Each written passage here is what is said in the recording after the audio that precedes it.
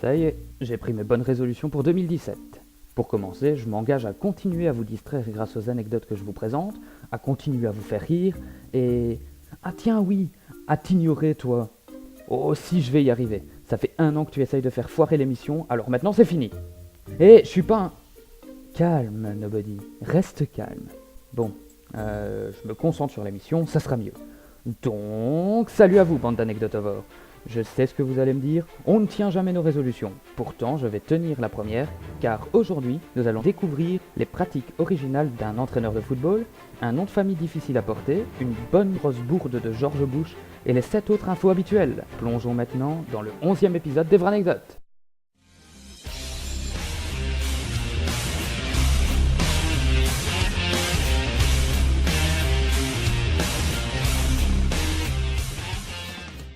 Pour commencer, intéressons-nous à l'église. Oui, c'est un sujet sensible sur internet, mais bon, je vais pas critiquer, hein.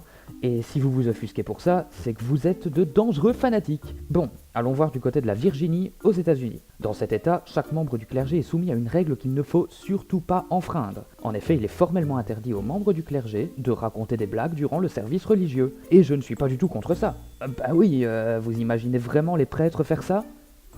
Psst. Psst. Hé, Jean-Baptiste, tu sais pourquoi Jésus a pas joué le dernier match Bethléem-Nazareth?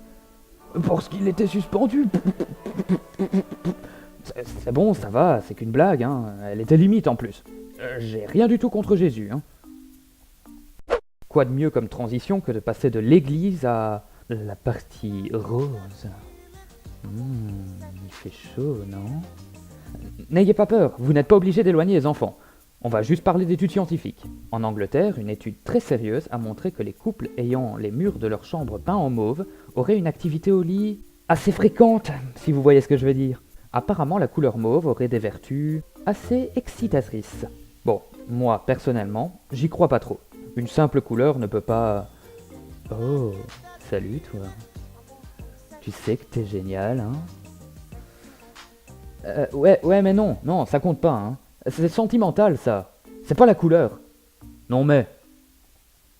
Alors, pour une fois, je ne vais pas critiquer le foot. Non mais qui a fait ce montage? Bref, je vais pas le critiquer, je vais juste relater une anecdote assez étonnante. Elle touche les équipes italiennes entraînées par le coach italien Serse Cosmi. Avant chaque match, cet entraîneur a pour habitude de montrer des films pornographiques à ses joueurs afin de les relaxer et les distraire. Et ouais, c'est assez étonnant. Sûrement pas vraiment éthique, mais étonnant quand même. Bon, par contre, je sais pas du tout si cette méthode est efficace. Moi, perso, à leur place, je raterais toujours les ballons en repensant à tout ça. Ouais, c'est déjà le cas, mais c'est parce que je joue aussi bien qu'une brique. Reste calme. Concentre-toi sur la suite. Voici un fait assez étonnant sur Tupac Shakur, plus connu sous le nom du rappeur Tupac. Pour la génération la plus récente, qui est ce monsieur ? Tupac est un rappeur américain ayant eu son heure de gloire dans les années 90. Il est mort en 1996, soit d'un arrêt cardiaque, soit assassiné. On sait pas vraiment. Venons-en aux faits maintenant. Tupac a vendu 6 albums studio durant son vivant, ce qui est pas mal pour une carrière ayant duré 6 ans. Pourtant, après sa mort, 8 albums posthumes sont sortis. Tupac est donc devenu le rappeur ayant sorti plus d'albums après sa mort que durant son vivant. Ah, le business.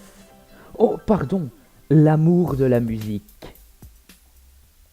Cocorico, voici une anecdote sur la population française. Si vous regardez cette vidéo, c'est que vous avez sûrement un nom de famille. Non, sans blague! Quelle étonnante révélation! Ouais, je sais, c'est étonnant, mais c'est pas ça l'anecdote.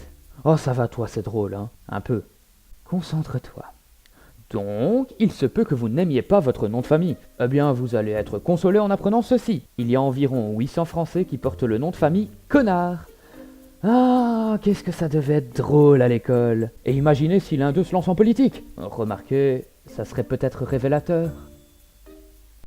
Partons en Suisse, remontons un peu le temps, et nous voici en 2011. Cette année-là, une loi est proposée par le gouvernement, et 67% de la population ont voté contre cette loi. Elle fut donc annulée. Mais de quoi parlait-elle pour être si mal accueillie par la population? Elle réduisait les salaires, elle empêchait la vente de chocolat et de fromage. Oh non, bien pire. Elle faisait passer les congés payés de 4 à 6 semaines. Oui, 67% de la population ne voulait pas avoir plus de congés. Et ouais, on plaisante pas avec le travail chez les Suisses. Êtes-vous déjà allé sur un site de rencontre? Peut-être que c'est là que vous avez rencontré votre moitié. Ou alors vous n'avez pas encore trouvé l'amour à cause de la pilosité abondante sous votre nez? Eh bien, ne soyez pas tristes, messieurs les moustachus. Il existe un site de rencontre réservé aux hommes portant une moustache. C'est une bonne idée, je trouve. Le site a pour nom Stage Passion, c'est-à-dire la passion de la moustache. C'est... Et voilà à quoi il ressemble. Perso, ma plus grande crainte serait de tomber sur une femme comme ça.